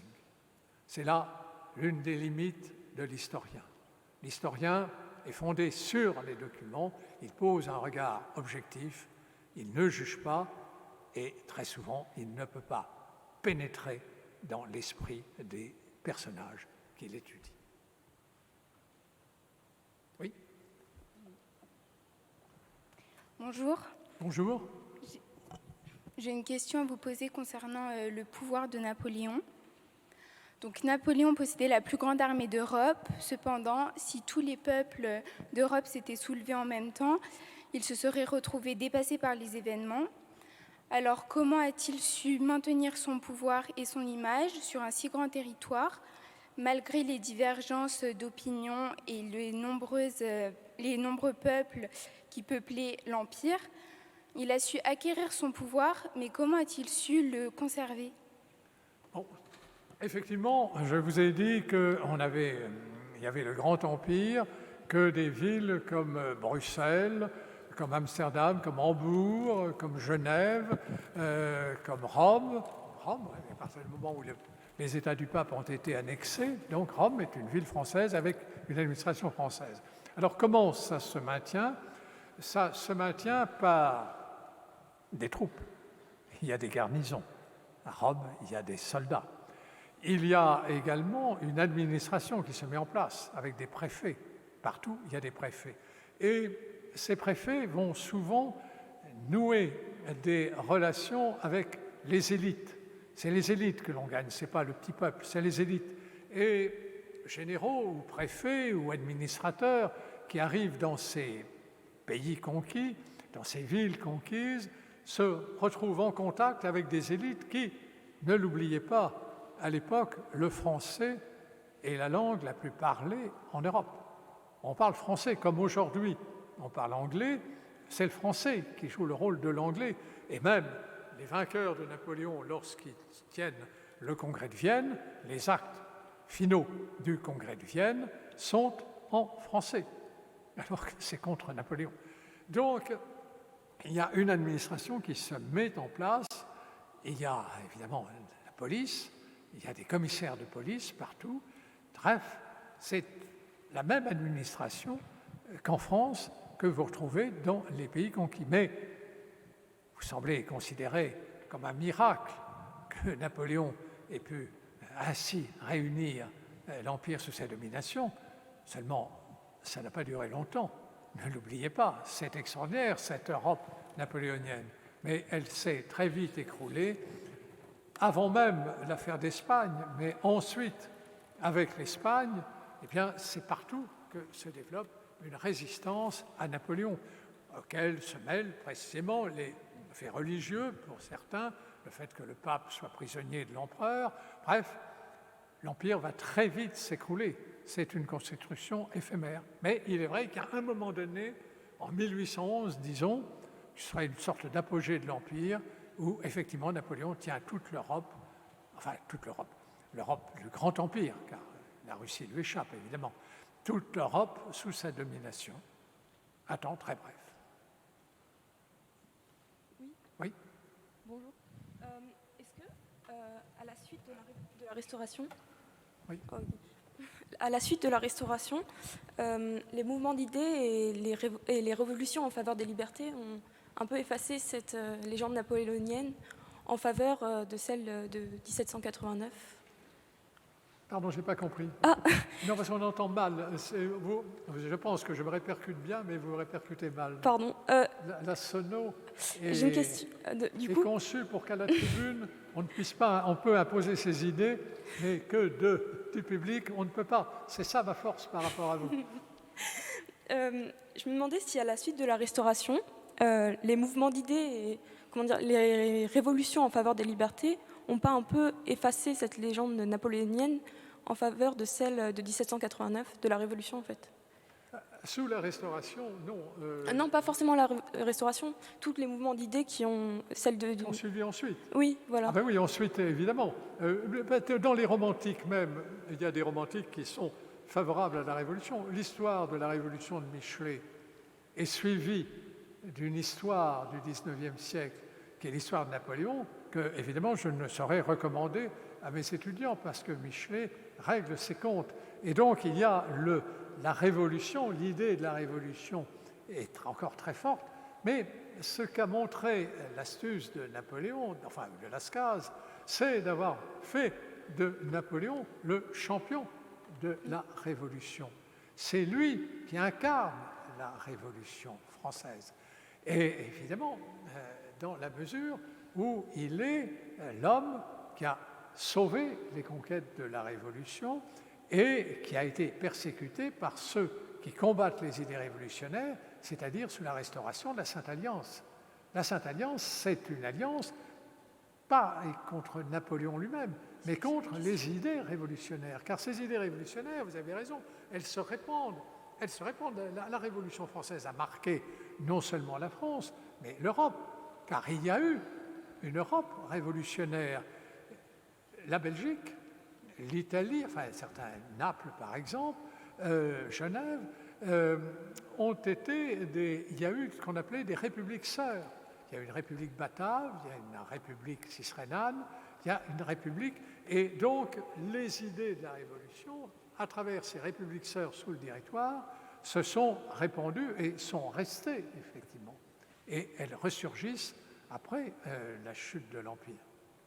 Donc oui, vous avez raison, mais de plus en plus, on a eu tendance à confondre Napoléon et la Révolution.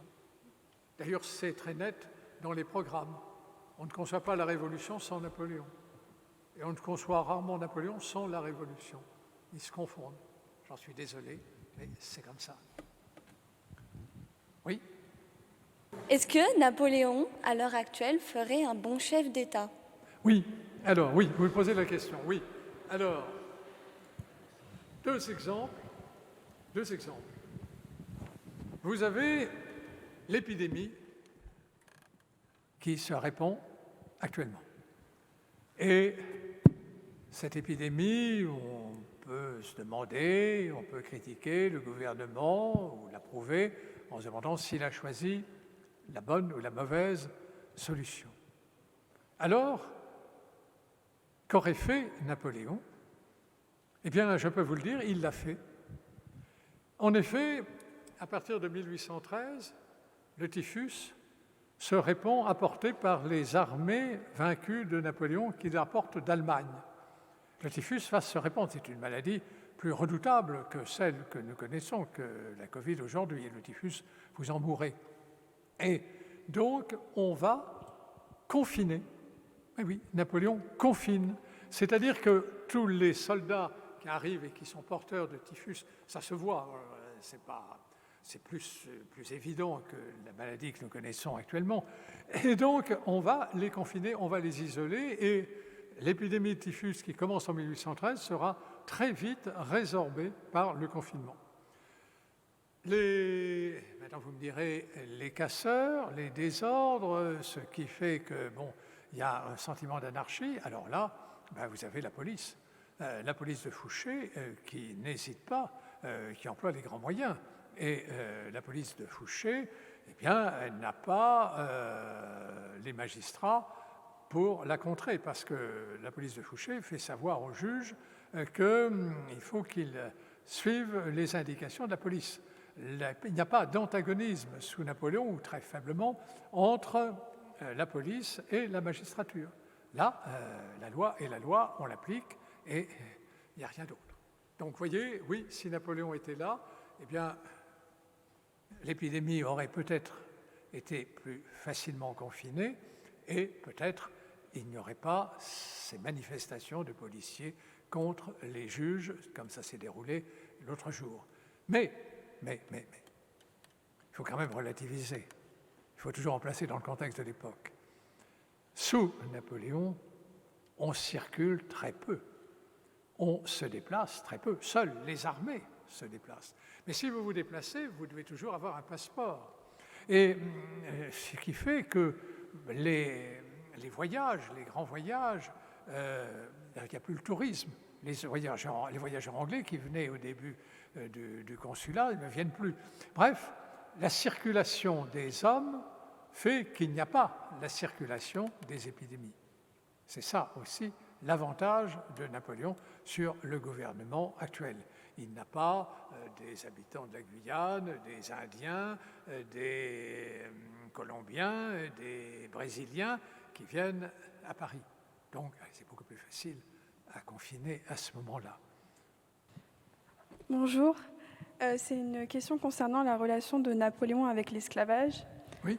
Donc vous aviez dit qu'il n'était pas spécialement favorable, mais comment on peut expliquer alors qu'il a enrôlé de force des esclaves turcs lors de la campagne d'Égypte? Alors, dans la campagne d'Égypte, il y a effectivement, d'abord, il y a deux choses. Avant d'arriver en Égypte, il passe par Malte. Et à Malte, il abolit l'esclavage. Mais nous sommes là sous le directoire, hein, nous ne sommes pas encore... donc c'est le gouvernement politique, c'est celui du directoire. Nous ne sommes pas, Napoléon n'est pas encore premier consul, comme il le sera en 1802. Donc, il abolit l'esclavage à Malte, il passe. En revanche, effectivement, il ne l'abolit pas en Égypte. Il y a des esclaves, les soldats français achètent des esclaves, il y a des témoignages, et bien entendu, vous devinez facilement, les esclaves femmes sont assez recherchés. Mais il y a très peu d'esclavage. Napoléon ne peut pas l'abolir en Égypte, il est simplement en terre conquise, mais il y a des autorités, il y a une religion, il y a l'islam, il y a des muftis, donc il n'est pas dans la situation où il pourrait en Égypte abolir l'esclavage comme il le fait à Malte. Malte, c'est une prise de guerre, l'Égypte aussi, mais il n'y a qu'une petite armée au milieu d'une population très grande. Donc, effectivement, l'esclavage reste en Égypte et restera ensuite après le départ de Napoléon.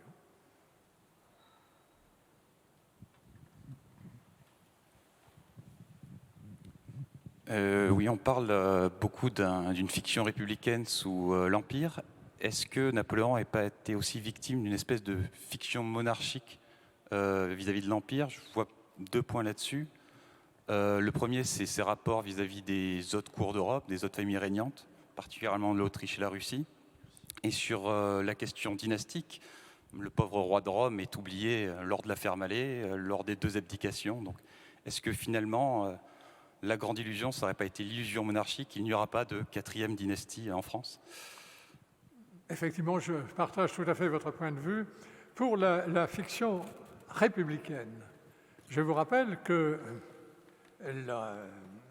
après le sacre, les monnaies portent encore, pendant un certain temps, le nom de République. Donc, on n'efface pas tout de suite la République. Il faut donner des gages au personnel politique de l'époque, c'est-à-dire les Fouché, les Cambacérès et autres, qui, je vous rappelle, sont des régicides en plus, et qui ont proclamé la République avec la Convention. Donc, la fiction reste. La fiction monarchique, effectivement, vous avez parfaitement raison, j'ai fait un livre, notamment sur le sacre, en donnant comme titre « Le sacre, une cérémonie inutile ». C'est inutile. D'abord, il n'y a pas d'onction religieuse, puisque finalement le pape se contente d'une vague bénédiction. Et le sacre est une cérémonie qui est destinée à faire de Napoléon l'égal de l'empereur d'Autriche et de l'empereur de Russie, comme vous l'avez dit, et de lui donner une suprématie sur Louis XVIII, qui n'a pas, lui, été sacré, même il se présente comme le souverain légitime. Mais cette cérémonie du sacre, c'est une comédie.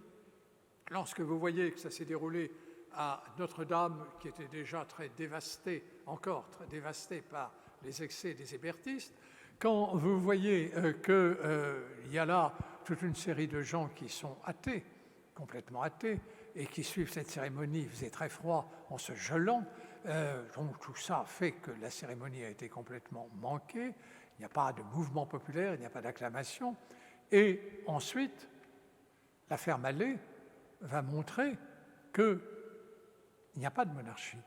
L'affaire Mallet, 1812, je vous rappelle, c'est un général, en octobre 1812, qui va tenter un coup d'État contre Napoléon. Napoléon est en Russie, il est à Moscou. Et donc, le général Mallet va se présenter devant les autorités en leur disant, voilà, nous venons d'apprendre que Napoléon est mort devant Moscou. Donc, il est mort, nous allons créer un gouvernement provisoire, un gouvernement qui va gouverner la France à la place de Napoléon. Or, nous sommes en 1812.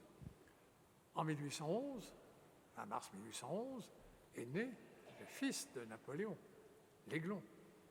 Eh bien, personne n'y pense.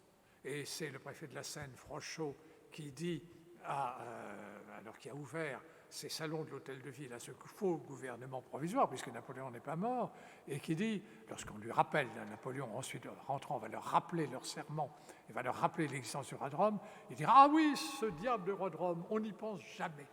On n'y pense jamais.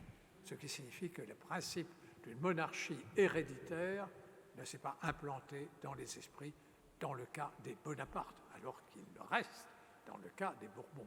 C'est une dynastie trop jeune, il aurait fallu, Napoléon le dira, il aurait fallu que je sois le petit-fils de, pour à ce moment-là imposer ma dynastie. Donc effectivement, Napoléon n'est pas parvenu à imposer cette dynastie. En 1814, effectivement, finalement, lorsqu'il abdique, il ne pourra pas abdiquer en faveur du roi. Dans un premier temps, il abdique en faveur du roi de Rome, mais la trahison de Marmont fait qu'il ne peut plus abdiquer en faveur du roi de Rome.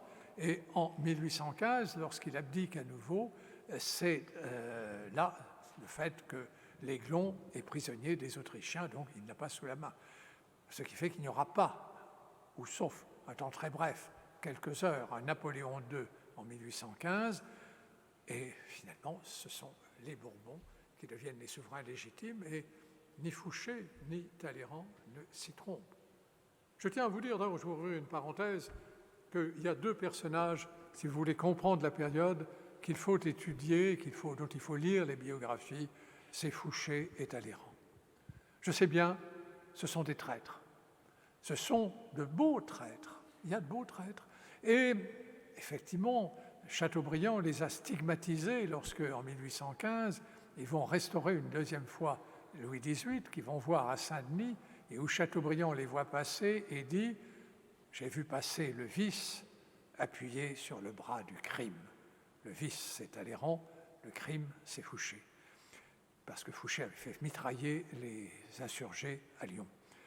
Donc, mais ce sont eux qui sont les personnages qu'il faut suivre, ce sont eux qui font l'événement, qui le devinent.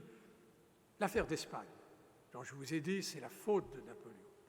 Lorsque Napoléon est engagé en Espagne, Talleyrand et Fouché, qui sont comme chien et chat, qui se jalousent, se retrouvent le 20 décembre 1808 à Matignon, qui à ce moment-là, l'hôtel Matignon est propriété de Talleyrand.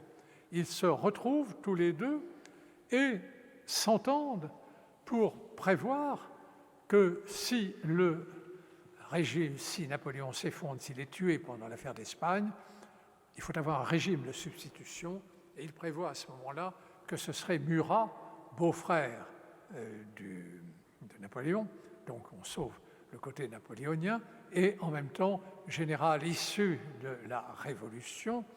Il avait même à un moment donné pensé à changer son nom de Murat en Marat, et donc avec Murat, on a un gouvernement de substitution. C'est-à-dire que d'emblée, alors que nous sommes qu'en décembre 1808, que la campagne d'Espagne ne fait que commencer, Talleyrand et Fouché ont compris que là était la faute de Napoléon. D'autres questions ? Je voudrais revenir sur la question de la légende noire. Alors c'était forgé par la coalition. La coalition caricaturait Napoléon comme une bête, un animal. Et il y a aussi eu l'ultimatum de Plymouth, où avec Metternich, la coalition prévoyait une paix avec Napoléon, assez défavorable alors qu'il avait commencé à gagner la campagne d'Allemagne. Oui. Et Napoléon, au début, avait accepté cette paix.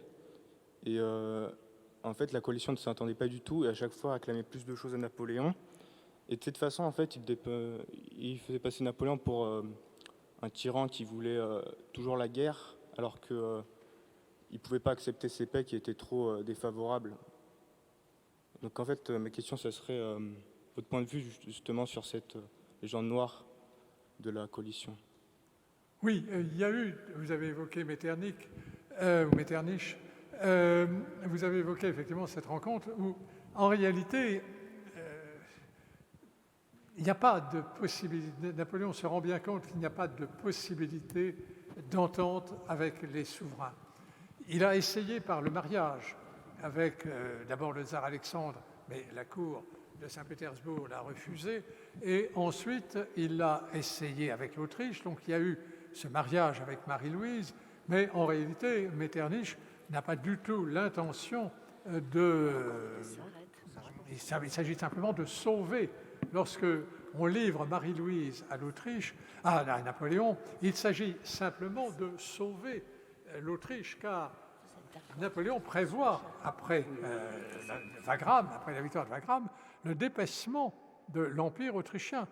Et les Hongrois sont prêts à s'émanciper de l'Autriche. Et il y a même une proclamation de Napoléon aux Hongrois, en hongrois, pour leur dire « maintenant vous êtes un peuple libre », etc. Donc, avec la Russie, il n'y a pas non plus de possibilité parce qu'il y a l'affaire de Pologne. Les Russes ne peuvent pas admettre une Pologne, comme le royaume de Pologne l'avait été, indépendante entre eux et l'Occident. Et donc, Napoléon, lui, veut ressusciter cette Pologne, l'influence de Marie Walewska, certes, mais aussi c'est une constante de la politique française de défendre le royaume de Pologne. Donc, chaque fois, il y a des obstacles. Alors, les propositions de paix, l'Angleterre les a toujours refusées, mais vous avez raison, dans la mesure où cette paix, comment ne peut-on pas la trouver? Et certains s'y ont essayé, Talleyrand s'y est essayé dès 1805, après la victoire de Napoléon à Austerlitz. Mais Fouché, en 1809, essaie, par l'intermédiaire de banquiers, d'ouvrir des négociations avec l'Angleterre. Mais chaque fois, ça capote. C'est une lutte, si vous voulez, implacable entre la France, et dépasse Napoléon, et l'Angleterre.